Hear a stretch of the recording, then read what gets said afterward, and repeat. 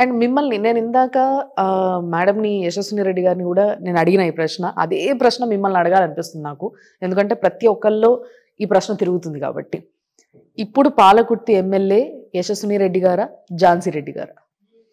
యశస్విని రెడ్డి గారు. డెఫినెట్లీ.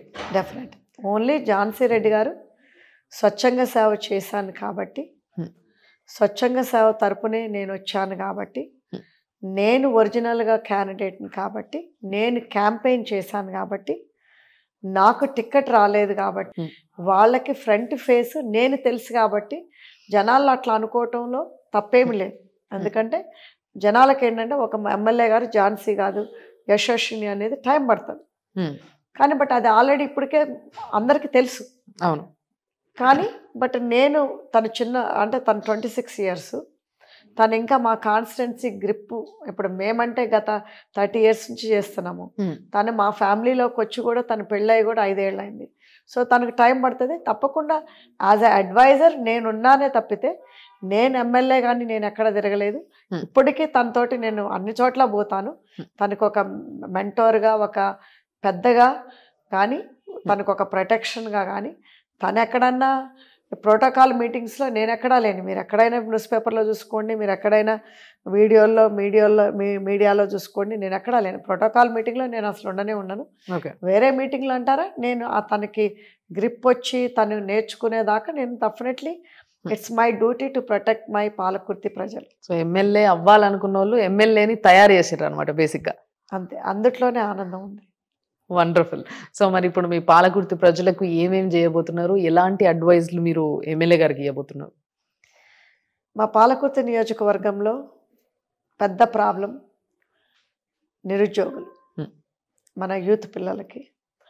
ఆ నిరుద్యోగుల సమస్య మేము గెలవగానే అడ్రస్ చేస్తామని చెప్పినాము. వాళ్ళు అనుకున్నట్టుగానే, మేము వాగ్దానం చేసినట్టుగానే రైట్ ఆఫ్టర్ 1 month మేము అది శంకుస్థాపన కూడా చేయడం జరిగింది. నిన్న కాక మొన్న స్కిల్ డెవలప్మెంట్ సెంటర్. అది గవర్నమెంట్ తరఫున రిక్రూటింగ్ అవుతాయి, కానీ అది టైం పడుతుంది. కానీ మా తరపున కూడా మా వంతు మేము మా ట్రస్ట్ తరపున సహాయం అందిస్తాము, ఉద్యోగాలకి తప్పకుండా చేస్తామని చెప్పాము. అన్నట్టుగానే మేము శంకుస్థాపన చేశాము. అది కన్స్ట్రక్షన్ కూడా తొందరలో స్టార్ట్ అవ్వబోతుంది. మ్యాటర్ ఆఫ్ మంత్స్లో జరగబోతుంది. ఇంకొక 1 year టైం పడుతుంది ఈ కన్స్ట్రక్షన్ అంతా అయిపోయి స్టార్ట్ అవ్వటానికి క్లాసెస్. మరియు ఫస్ట్ 1 monthలోనే మన ఎలక్షన్స్ అయింది December 3rd. December 6th రోజు మేము ఆల్మోస్ట్ 30 lakhs డొనేట్ చేయడం జరిగింది మన కాన్స్టిట్యున్సీకి. ఒకటి మన అంబులెన్స్, ఇంకొకటి పిల్లలకి స్కాలర్షిప్స్. సో మరియు అది నిరుద్యోగ సమస్య అయిపోయింది. దానంతా మేము సహాయం చేస్తూనే ఉన్నాము, అది జరుగుతూనే ఉన్నది. మరియు ఇంకోటి ఇళ్ళు అనేది మీ అందరికీ తెలిసిన విషయమే. 10 ఏళ్ల నుంచి డబుల్ బెడ్రూమ్స్ అత్తకే కాదు, అత్తను చుట్టానికి వచ్చిన అల్లుడికి కూడా ఉండాలి అనేది డబుల్ బెడ్రూమ్ అనేది స్టార్ట్ చేశారు. ఇప్పుడు అత్తకే దిక్కులేని పరిస్థితి వచ్చింది. అది 10 ఏళ్ల ప్రభుత్వంలో కూడా అత్తకే దిక్కు లేదు, అత్తకే రాలేదు. సో అలాంటప్పుడు అదొక డబుల్ బెడ్రూమ్ సమస్య ఒకటి బాగా హెవీగా ఉంది మా కాన్స్టిట్యున్సీలో.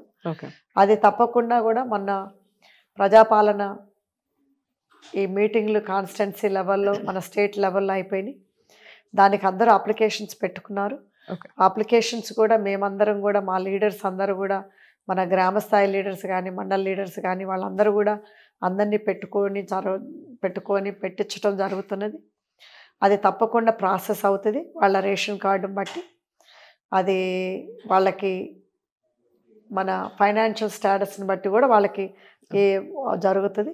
సో అవి తప్పకుండా దాని మీద ఫాలో అప్ ఉంటుంది మా తరపు నుంచి. మరియు development, education and health. So education and health అది కూడా ఇప్పుడు మనకి కొన్ని హాస్పిటల్స్ 100 bed హాస్పిటల్స్గా పర్మిషన్లు తీసుకొచ్చి అవి తప్పకుండా ఇంప్రూవ్ చేసి మన స్పెషాలిటీ హాస్పిటల్స్గా చేస్తాము. సో మళ్ళీ ఎడ్యుకేషన్ అంటారా, మీకు తెలిసిన అందరికీ మన తెలంగాణలో తెలిసిన విషయమే. టీఆర్ఎస్ వచ్చిన తర్వాత మన గవర్నమెంట్ స్కూల్స్ అన్నీ కూడా మూతబడినాయి. సో ఆ మూతబడిని గవర్నమెంట్ స్కూల్స్ అన్నీ కూడా మీరే చూశారు. మన సీఎం గారు ఆల్రెడీ చెప్పారు ఇవన్నీ ఓపెన్ చేపిస్తామని. అదేవిధంగా మా కాన్స్టిట్యున్సీలో కూడా మేము కూడా ఓపెన్ చేయించి అవి మళ్ళీ back in running and education wise also development చేయటం జరుగుతుంది మా వంతు. సో మళ్ళీ degree college already MLA madam గారు అనౌన్స్మెంట్ చేశారు మన దీనప్పుడు, సో తను ప్రచారం అప్పుడు. సో అది తప్పకుండా కూడా పాలకుర్తి నియోజకవర్గం పాలకుర్తిలో సో తప్పకుండా తను స్టార్ట్ చేస్తారు pretty soon.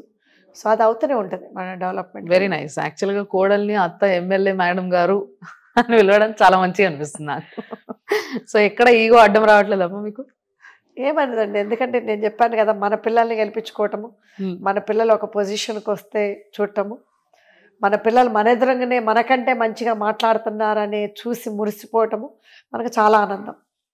వెరీ నైస్ అమ్మా, very nice and all the best. And మంచి మెంటర్గా మారిండ్రు మీరు, ఒక ఎమ్మెల్యేగా ఉండాల్సిన వాళ్ళు అండ్ ఎమ్మెల్యేని తయారు చేస్తున్నారు. All the best for that and thank you so much for the time. Thank you.